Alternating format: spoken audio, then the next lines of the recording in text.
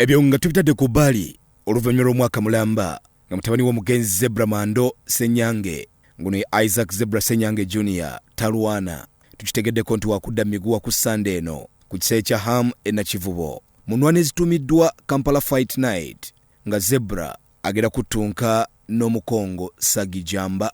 Uganda mukimanyi just nze ndi mu Cuba yayiga Uganda naye nga musubire fights first of all fight ennungi okuva gye ndi kubanga gubadde mwaka mulamba lumujjuno Uganda bampeza mwaka mulamba gasizanya ate nga nsemba zamira wano so performance yateka olieri nze ng'omuntu nayagala KO sasa agireeta but this time akomawo na knockout tukuba omukongo tumala tuddeko ku fight endala gye nina mu mwezi gwe gumu South Africa.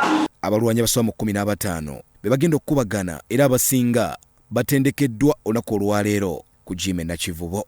Ezimu ku nnwana ezitunuuliddwa Adam Beraria munaso gw'eggwanga lya Sweden wakutunka ne Abdu Kasozi, Shakul Mugambe ne Khalid Mugerwa, Ivan Kambagire n'omunansi w'eggwanga lya Congo, Augustin Mugunge, Paul Raskara ne Kimambi Dennis n'abalwanyi abalala bangi. Nze bwe nnyingira mu lingi seemoola simanyi byakwemola ate kati ekiri bwasi ono gwe bandeetedde leero mu nnansi simanyi mukongo ngenda mukuba adde ewaabwe mu masasi gyayagala okudduka ate no yazze mu bbomu ngenda mukuba ebikone nga bivuganga bbongo era mwenna abanabeerawo mujje nga mwetegese kuba nze neetegese bulungi nga bwe mundaba naye nze kyemanyi nze asinga we nnyingira ringi eyo zibeera fireworks zokka naye omwaki ayo nakikola luli ku debut yange so wekigenda obeera so mubeerewo mwenna Nakivubo Ham Stadium kigenda kuba massive nnyo kigenda singako n'ekyaluli kigenda ba it's more of fun.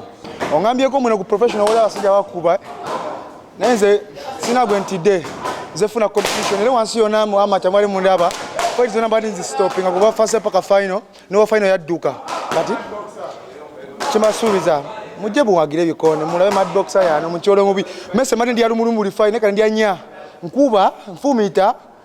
Like my fight in Kenya, I knocked him out in 30 seconds. So this time, I think I want a little bit more rounds.